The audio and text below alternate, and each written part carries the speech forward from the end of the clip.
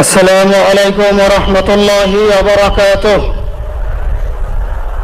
نحمده ونصلي على رسوله الكريم، أما بعد، فأعوذ بالله من الشيطان الرجيم. بسم الله الرحمن الرحيم. كل نفس ذائقة الموت. صدق الله العظيم. সম্মানিত হাজিরিন, আজকের এই লক্ষ লক্ষ তৌহিদি জনতা, আপনারা হাজির হয়েছেন আমার কলিজার টুকরো ছোট ভাই শহীদ শরীফ ওসমান হাদির জানাজার নামাজে অংশগ্রহণ করার জন্য। সম্মানিত হাজিরিন, আপনারা জানেন শহীদ ওসমান হাদি তিনি স্বাধীনতার সার্বভৌমত্ব রক্ষার জন্য এই বাংলাদেশের 18-20 কোটি মানুষের কাছে একটি মেসেজ দিয়েছিলেন কিভাবে একটি স্বাধীনতার সার্বভৌমত্ব রক্ষা করতে হয়। আজকের বড় পরিতাপের বিষয়, আমার বলার মতো কোনো অবস্থা নেই। আপনারা জানেন যে শরীফ ওসমান হাদির একটি বাচ্চা মাত্র 8 মাস বয়স। ওর বাচ্চা যখন জন্ম হয়েছে আমাকে বলেছেন, ভাই, আমার বাচ্চার জন্য একটি নাম নির্বাচন করেন, যেই নামের মধ্যে বিপ্লবী চেতনা থাকবে। আমার সন্তানের জন্য একটি নাম নির্বাচন করেন, যেই নামটা সাহসিকতার পরিচয় বহন করবে। আমি অনেক যাচাই বাছাই করে ওর সন্তানের নাম দিয়েছিলাম ফিরিনাস, বিপ্লবী এবং সাহসী।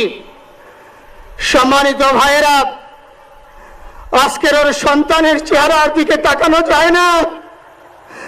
আজকের আমার মা প্রায় পাগল হয়ে যাচ্ছে, জ্ঞান হারিয়ে ফেলছে। আমার ভাই বোন তোরা পাগল হয়ে যাচ্ছে। আমার 6 ভাই বোনের মধ্যে সবচেয়ে ছোট ছিল শরীফ ওসমান হাদি।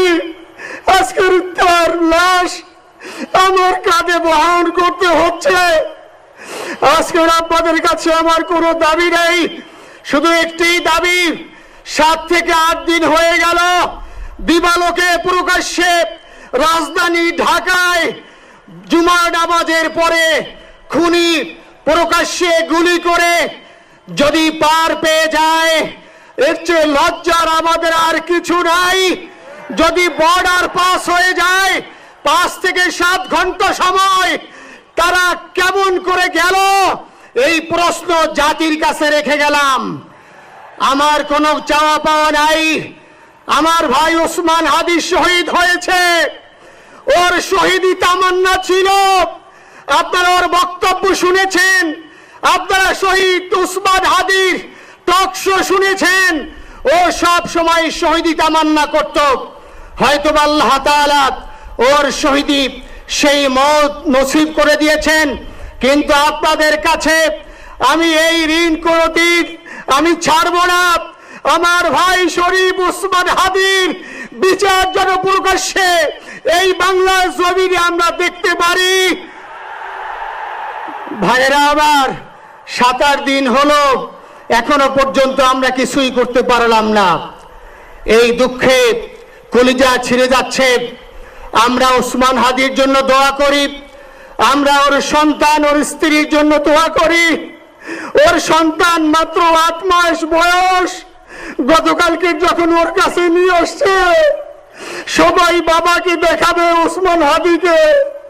আমি বললাম, কি লাভ হবে? ও তো কোনোদিন ওর বাবার চেহারা কথা বলতে পারবে না। ওর ছেলে আর কোনোদিন জানবে না যে আমার বাবা কেমন ছিল। ভাইরা আমার, ওসমান হাদি আর ফিরে আসবে না। ওসমান, তুমি দেখে যাও, লক্ষ লক্ষ জনতা, তৌহিদি জনতা তোমার জন্য পাগল। ওসমান, তুমি মরো নাই, তুমি আমাদেরকে পাগল বানাই দিয়ে গেছো।